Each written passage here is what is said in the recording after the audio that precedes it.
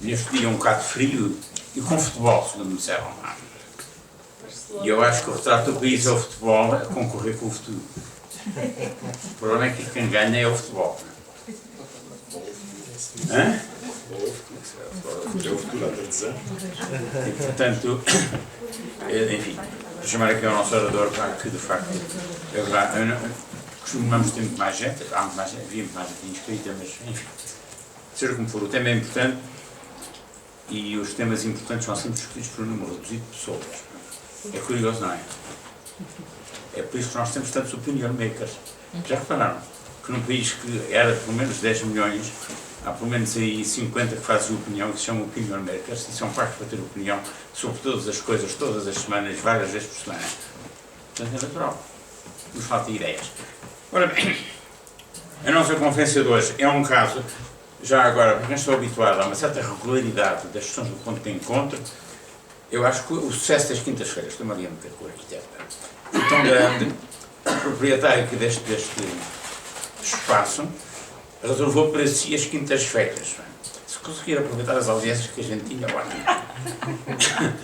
Depois, nós escolhemos as terças, porque às quartas costumava haver futebol, mas logo hoje perguntaria.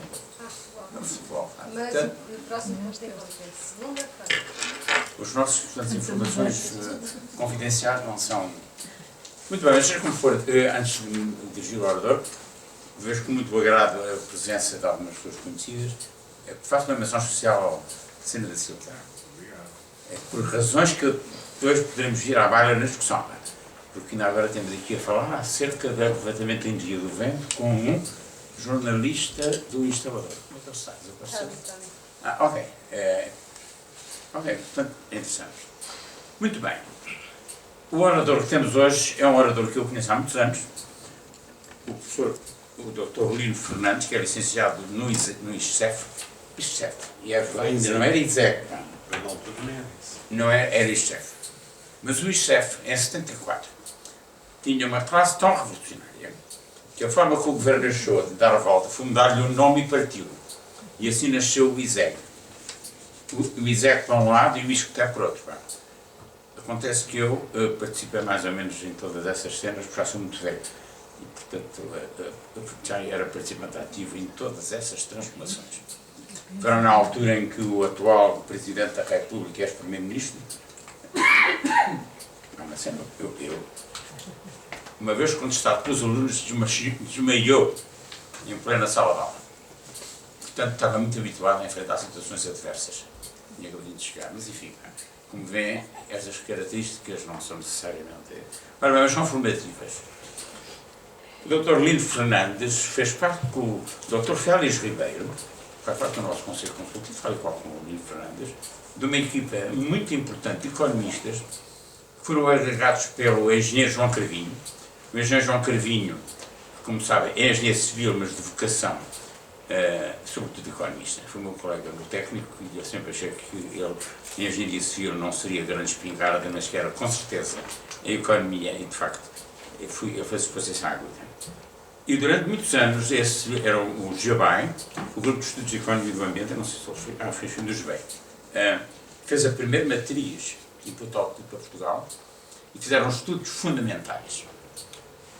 O trabalho do GEBAI foram tão bem sucedidos que, com uma mudança de regime político, foi extinto. O que é habitual em Portugal quando acontece. As ideias inovadoras e profundas incomodam habitualmente muita gente. Isso são organizações, cada um dá as suas voltas. Foi uma pena ter-se desmantelado e reagrupado em vários aspectos, mas seja como for, foi uma grande escola de formação e o Lino Fernandes fez parte dela. Seguidamente, várias vezes, aliás, convidei o Lino Fernandes e o Félix Ribeiro para cursos de mestrado na técnica. Eu acho que iniciei um pouco isso. Ainda estou recordado de algumas excepcionais apresentações de visões de futuro que eram perfeitamente sintomáticas. Portanto, é uma equipa significativa que o Lino Fernandes é um elemento muito importante. Fomos encontrando frequentemente, enfim, com uma frequência, há uma realidade, mas não permanente, até por causa da própria introdução, e acompanhou depois a criação da Agência de Inovação. E eu penso que esse foi um dos grandes motivos que me levou a desafiá-lo hoje para vir aqui. A Agência de Inovação foi das agências mais importantes e interessantes e simultaneamente incompreendidas que tivemos nos últimos anos em Portugal. Porque profissionalizou a análise dos projetos de inovação, porque eram financiados, segundo critérios absolutamente objetivos que, tipicamente, desagradam aos políticos que gostam de usar os dinheiros públicos para dar favores. Como calculam, estava condenado ao desaparecimento deste tipo de atitude. E assim aconteceu. Isto não impede, portanto, a responsabilidade da afirmação é minha. E sou testemunho. Sou testemunho desse facto e digamos, aproveito para digamos, publicamente manifestar este meu apoio ao Dr. Nuno Fernandes, porque existia situações de resistir a pressões inadmissíveis para a acumulação de subsídios injustificados. Ora bem, por sua vez, a Agência de Inovação, durante 20 anos, suponho que foi o período de existência dela, 19, então, quase 20 anos, apoiou e identificou inúmeras ideias, inúmeras iniciativas que foram muito bem sucedidas em termos de oportunidades. Mas muitas outras não foram aproveitadas.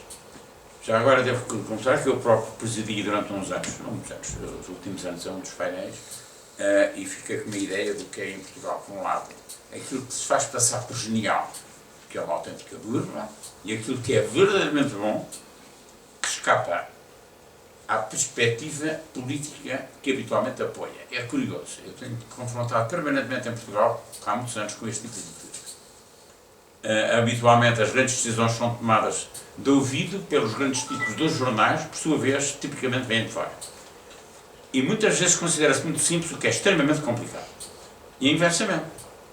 Às vezes acha-se que é uma coisa complicadíssima quando está perfeitamente ao alcance. Tudo isto é fruto de não se conhecer efetivamente a estrutura, nem a maneira como se liga a ciência com a tecnologia, nem com os passos que é necessário para o fazer.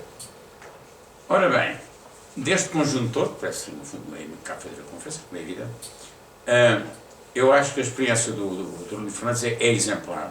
E o que eu lhe pedi foi que fizesse uma reflexão. No momento em que estamos mais ou menos todos em desespero, com prazeres, dores de desespero, desde que o futebol, parece que o importante são as eleições no Sporting, segundo percebi. Vi o Marcos Mendes, de passagem à diz o que era isso, eu de facto vi hoje que tinha sido contratado para a SIC, se calhar por razões, enfim, seja como for. Eu não sou contra o futebol, acho que há futebol a mais. O Presidente da República também acha. Está mal, portanto já estou perto. Ora bem, seja como for. Há uma série de ideias no momento em que estamos desesperados e daí, digamos, são as oportunidades. Eu desafio o Nuno Fernandes a desfiar algumas oportunidades para um novo modelo de crescimento da economia portuguesa. Isto devia ser o ponto de partida para uma reflexão de fundo, porque verdadeiramente nós lamentamos muito, ainda não verificamos que há coisas de fundo que não são discutidas. E esse é a chave fundamental e eu me interrogo quanto tempo ainda é que teremos que passar até nos convencermos que há coisas que mudam. Já agora, às pessoas que muito, enfim, os amigos, etc., permanentemente protestam pela dívida, pelo adiamento, pela austeridade, contudo, eu costumo fazer esta pergunta. Imaginemos os crentes que temos na Senhora de Fátima, os muitos crentes que houve, que tive a sorte grande, de repente. E alguém chegou a Portugal e disse, ok, são bons rapazes, portaram-se bem até hoje. Quanto é que vocês têm de dívida? Tantos milhares de milhões, aqui têm. Acabou-se a dívida. E a pergunta que eu faço a seguir é, e agora a seguir o que a gente faz? Resposta que ouço. Vamos pedir empréstimos. Posto isto, Nuno Fernandes, a palavra é assim. Obrigado.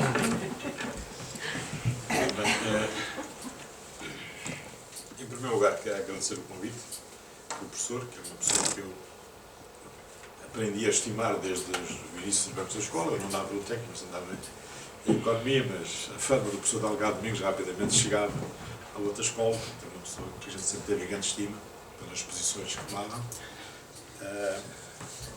E o tema que está aqui hoje, neste título, percebe-se que é uma proposta de interrogação, de reflexão, tem um ponto de interrogação, tem uma data, 2013, 2015, a oportunidade para um novo modelo de crescimento da economia portuguesa. Tudo isto é um bocado surreal, não é? Porque falar de modelos de crescimento e não sei o quê, no 13, 15, parece que estamos a falar de uma coisa completamente despropositada.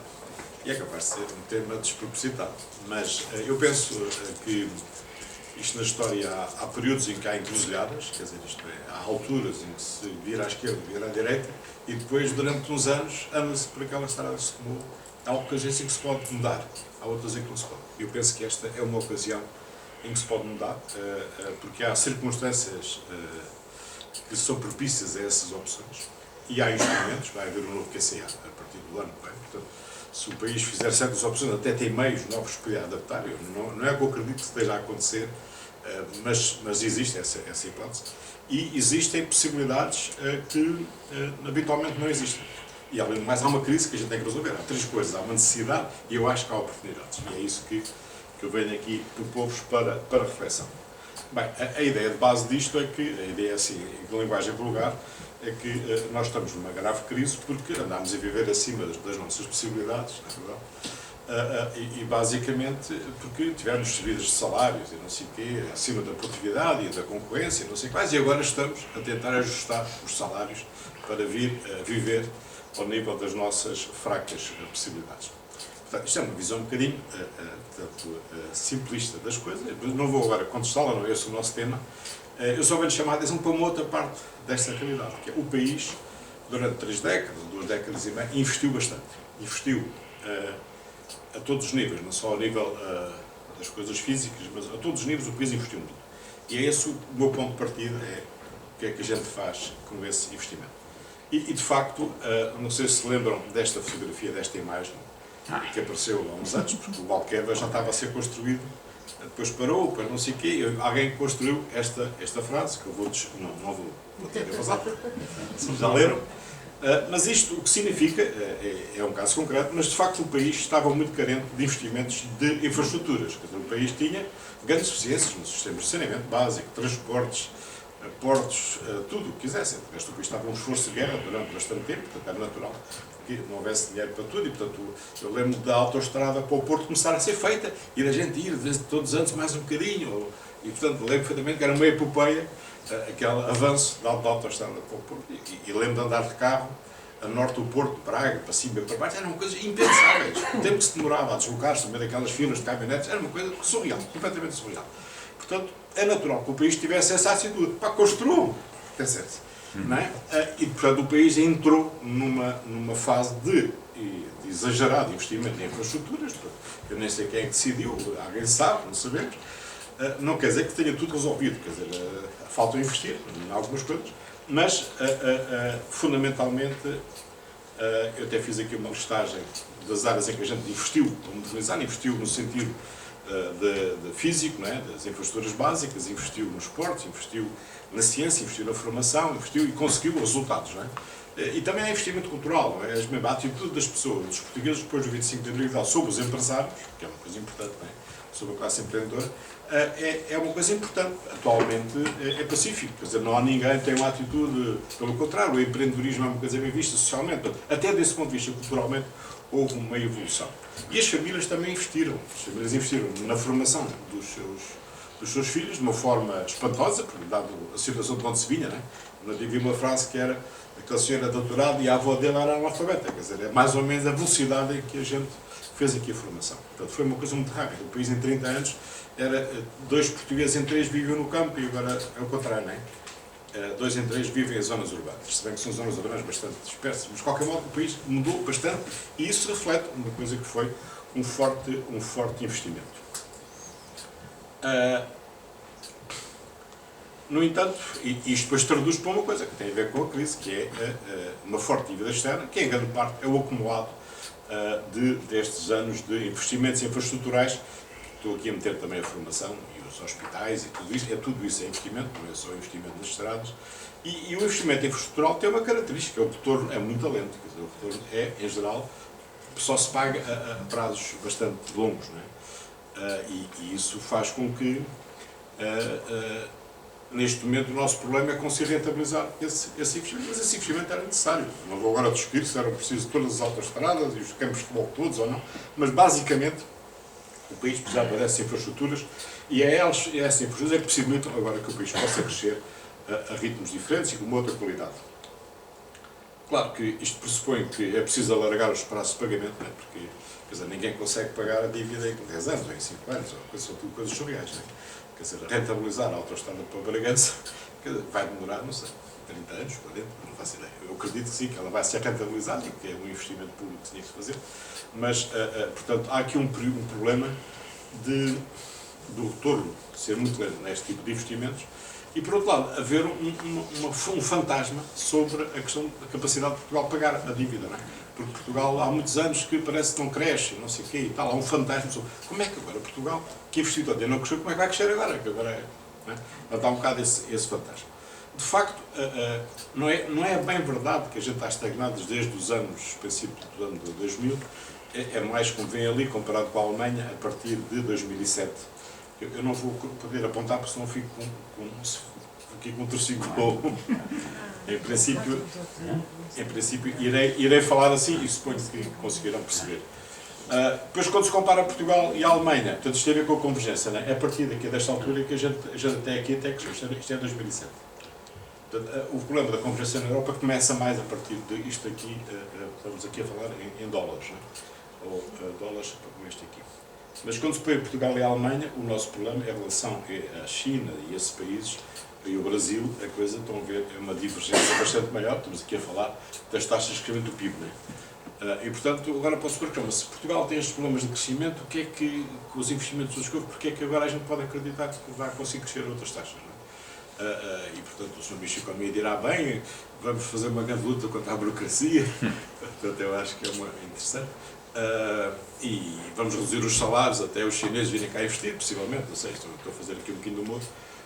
Mas, de facto, essa questão é uma questão que as pessoas têm na cabeça. Nós e os credores. Nós não sabemos que temos futuro porque não vemos como é que é, não é? Nem vemos para o futuro, quer dizer, portanto, já no passado crescemos pouco. Aquilo que eu venho chamar a atenção é para o seguinte: estes investimentos todos, a gente pode continuar a fazê-los, a formação, a investigação, nas estradas, não sei o quê, e até chegar a per capita de vida igual aos suecos, quer dizer, mas isso não quer dizer que o PIB depois cresça igual aos suecos. Esta relação entre o ID e o crescimento é uma relação que se vai fazendo, não é uma relação que se faz quando chega àquele nível, não é nada disso. E eu acho que neste momento as estradas estão aí, estão a ser pouco usadas, estão mais a ser para os alemães verem, neste caso os alemães têm mais observação, mas há duas coisas que eu acho que vão dar resultados nos próximos 3 anos, nos próximos 4 anos, vão mexer muito. E essas coisas são, portanto, vão ter um impacto no curto prazo. São, por um lado, o crescimento do ID empresarial, não o crescimento do ID, mas os resultados do crescimento do ID, isto é, houve um grande crescimento do ID que vai começar a ter resultados agora, que está a ter, se entretanto não foi tudo lá, quer dizer, mas portanto, estava a haver um esforço grande de investigação empresarial com objetivos concretos, com projetos concretos, por um lado, e por outro lado, a questão do Porto de Sines. Quer dizer, a gente investiu num porto, embora com um timing muito lento, tendo perdido o objetivo estratégico no meio, foi tudo decidido mais ou menos em 96, né, por aí, começou por aí, mas depois eu acho que pelo meio houve uns governos que perderam qual era o sentido estratégico, mas aquilo lá foi fazendo, e como eram umas obras, foram-se fazendo, não se fez o caminho de ferro para a Espanha no timing devido e tal, mas pronto, basicamente o investimento está feito. E o Porto arrancou, é um Porto moderno, funciona bem e tal, portanto a gente está com o Porto ali, e de repente descobriram, no ano passado, embora já se saiba desde há bastantes anos, né, que o Panamá até fez um referendo para decidir fazer o canal do Panamá, aquilo até se sabe há muito tempo, mas a gente só descobriu agora, de repente, quando aquilo está praticamente a abrir no fim de 2004, a gente descobriu e, portanto, mesmo assim há uns portugueses que acham que isso não tem muito a ver com nós, mas depois pronto, mas de facto tem.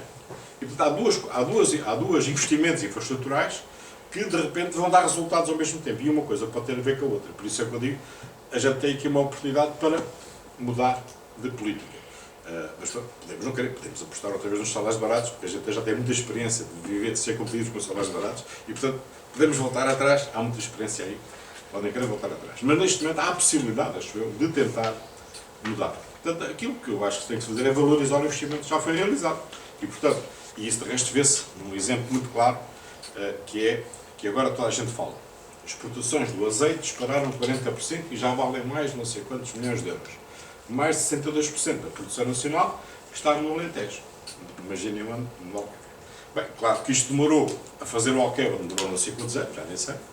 Depois a fazer os canais de regadio, não sei quantos anos, isto ainda não está feito, ainda se está a fazer. E depois ainda se plantou as oliveiras, e de resto os portugueses nem acreditaram muito, porque andou a plantar oliveiras primeiro foi os espanhóis, e depois os espanhóis tiveram um problema e venderam as oliveiras a umas empresas portuguesas, e portanto tudo isto se compôs, mas imaginem que a barragem e a albufeira do Alqueva em si não cria riqueza, quer dizer, cria umidade, não é? Mas depois é preciso fazer mais investimentos, mas o período de amortização daquela barragem começa quando se começa a produzir azeite e as outras coisas produtivas que estão lá a fazer, não é? E portanto, só passado estes anos todos, 15, 20, não sei, é que se começou agora a criar riqueza que pode pagar aquilo, quer dizer, portanto, e esse é que é o nosso problema. É o problema de acabar lá as coisas e de saber o que é fazer aquilo. E houve uma altura por meio em que houve uns centros de decisão que acharam que o futuro daquilo, afinal, era o turismo. E o resto nem queriam ouvir falar. Eu sei de empresários que iam lá perguntar para não sei o quê e chutavam-nos. Culturas, não sei o quê. Quer dizer, eram chutados fora. E pronto, eu suponho que agora já se percebeu que não é bem assim, que há lugar para tudo, não é? Portanto, que se calhar é preciso fazer outras coisas e que até se consegue fazer produtos ali naturais, tiram partido do clima e da umidade e não sei o que mais, e que até se consegue depois com a ciência ter valores acrescentados muito grandes sobre esses produtos. Portanto, não é só a natureza, não é só o regadio, é pôr ciência e tecnologia sobre aquilo. E que se pode até vir a ganhar bastante dinheiro. É só para dar um exemplo, quer dizer, portanto, a gente anda a fazer infraestruturas. As infraestruturas em si não se pagam, não é? O que se paga é utilizar as infraestruturas. E, portanto, é esses investimentos que nós temos que fazer agora.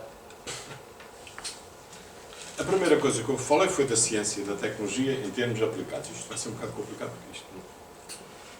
porque vou ter que sintetizar isto. Portanto, há uma coisa na parte da ciência, do crescimento da ciência, que em geral as pessoas não perceberam, que é a ciência em Portugal cresceu muito. E cresceu muito, fundamentalmente, por causa das empresas. Ao contrário do que se diz por aí. Né? Aquilo que cresceu mais foi o investimento ainda das empresas, que é uma coisa que as pessoas não perceberam ainda. As empresas, esta coisa aqui à azulina, que estava abaixo do investimento em 99, abaixo do investimento dos laboratórios de Estado. Não, vermelha, qual? Das suas privadas. Abaixo do verde, que é as universidades, não é? E, portanto, as empresas começaram a disparar aqui alguns, em 95, estavam cá bastante atrás, era irrisório comparado com as universidades, não chegava a metade do que as universidades gastavam, em ID. E depois começou aqui a subir, depois houve aqui um período de estagnação, por acaso coincido com outro governo, mais ou menos. Depois aqui acelerou e disparou por aí fora. Né? E, portanto, quando nós, a partir de 2007, ou 2008, ou o que é, o gasto aí dentro das universidades, das empresas, é mais do que tudo o resto. Portanto, este crescimento, que é muito recente, há de dar alguma coisa. Quer dizer, em princípio, há de dar alguma coisa. Não é que este não tenha já dado, como eu vou mostrar aqui, o investimento que foi sendo feito foi dando resultados. Se quiser ler aqui este quadro, entre 95 e 2008, isto dá há uma série de variáveis que crescem 10 vezes. Quer dizer, o que está ali cresce 10. O número de empresas que fazem ID passou de 240 para 2.300, cresceu 10 vezes. O pessoal da investigação das empresas cresceu 8 vezes, a despesa de ID das empresas cresceu 13 vezes. Portanto, estamos a falar de uma variável que, neste período relativamente curto, não é um período muito grande, estamos a falar aqui de um período que são pouco mais de 10 anos, não é? Pouco mais de 10 anos. Cresceu estes fatores. E também cresceu as patentes, mas as patentes vêm cá tão de baixo que nem vale a pena falar muito disso, porque elas são realmente muito pequenas. Isto reflete-se em diversas variáveis. Posso mostrar aqui, reflete-se na produtividade. Isto aqui são escalões de níveis tecnológicos, são as empresas de setores high-tech, como a eletrónica ou farmacêutica, setores médio high-tech, tipo os moldes, mecânica, setores low-tech, os testes, e depois aqui são os knowledge intensive services, então, são os serviços mais intensivos de tecnologia ou menos. O que vão ver aqui é que os setores que investem mais, em que há mais empresas a fazer ID, isto aqui é a percentagem das vendas das empresas com ID em relação aos setores, portanto, as empresas dos setores high-tech, 80% das vendas das empresas são empresas que fazem ID, portanto é um setor muito ID, enquanto que, no caso dos setores de indústria, low-tech, esse valor é mais pequeno, são 30%. Portanto, por outro lado, se a gente vir a produtividade, estes setores fazem mais ID, têm produtividades bastante superiores. Se a média for 100, há aqui setores de 148%, 400%, 155%, portanto, e isto tem a ver, se fizer uma correlação, isto tem a ver também com o ID.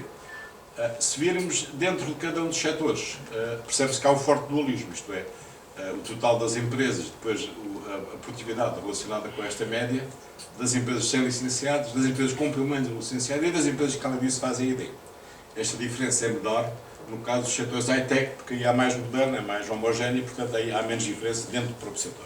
Agora, quando vê os setores low-tech, entre as empresas que fazem ID nesses setores e a média vai uma diferença de 245%, mas como depois abaixo disso, dos 50%, a diferença é brutal, são 300%, é uma coisa, há um dualismo muito grande. Mas só para dizer que o ID empresarial tem efeitos, pode ser visto de diversas maneiras, não vos quero amassar muito com isso, mas ele tem efeitos. E tem efeitos no próprio emprego.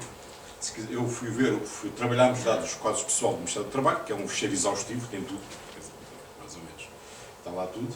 E quando se pergunta como é que evoluiu o emprego, a taxa média de crescimento anual do emprego entre 2005 e 2009, o conjunto das firmas já estava a produzir desemprego, mas aqui estes escalões, enquanto que as empresas com ID continuavam a criar emprego. E as empresas que, além de fazer ID, eram spin-offs da universidade, as mais inovadoras, etc., até tem ali casos de que há spin-offs nas grandes empresas a fazer crescimento de emprego a 37% ao ano. Isto significa que houve spin-offs, que quando nasceram eram empresas pequenas, que já cresceram o suficiente para se transformaram neste período já em grandes empresas. Não é? Portanto, tem não só a nova base, que já é criada nos anos 80, mas já tem a Alert, que é uma coisa criada já no ano 2000, para a frente, e portanto há aqui spin-offs que cresceram de tal modo que, quando a gente as classificou como última informação, elas já são empresas, grandes empresas, e estavam a criar emprego a estas taxas. Portanto, mesmo na criação de emprego num período de crise, que é o período de crise, não é? As empresas que fazem ID têm reflexos completamente, caracterizações completamente diferentes.